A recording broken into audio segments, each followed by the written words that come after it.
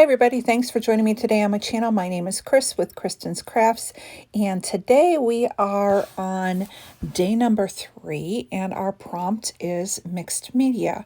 So I'm taking this wreath cut file that Virginia made that is all the ornaments, and I cut it out with glitter paper.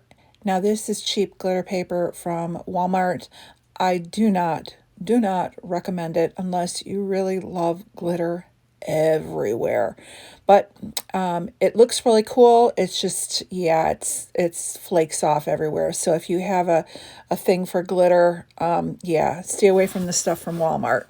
Anyways, I went ahead and the only part of the cut file that I backed was the holly. Other than that, I'm leaving the ornaments the same. I'm using this plaid piece of paper from Rosie Studio, and I'm just taking my Heidi Swapp Color Shine in Gold and making a little bit of a wider wreath around the paper.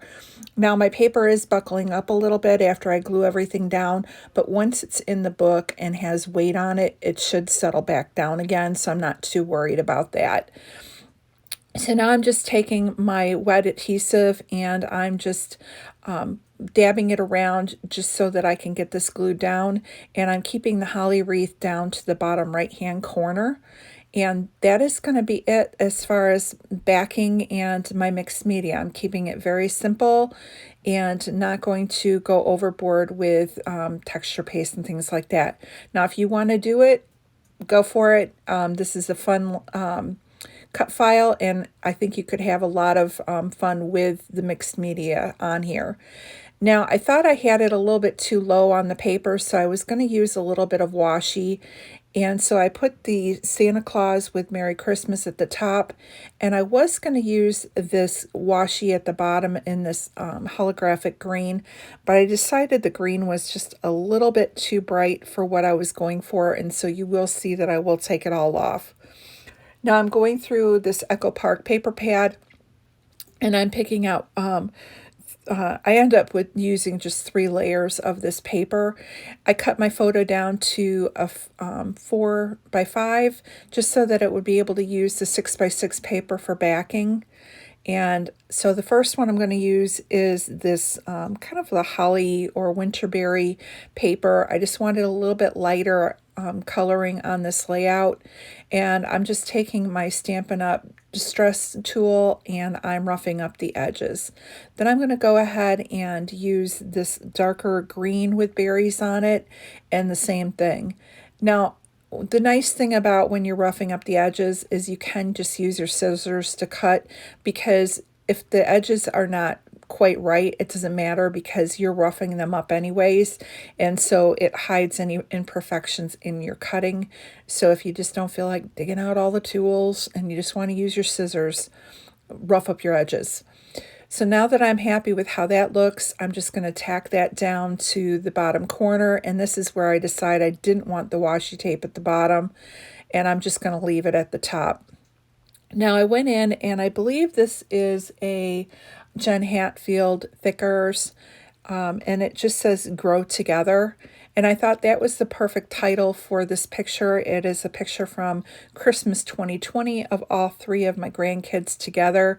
And that just says it all, that they're going to grow together. They live out on a farm, so brothers are the best friends.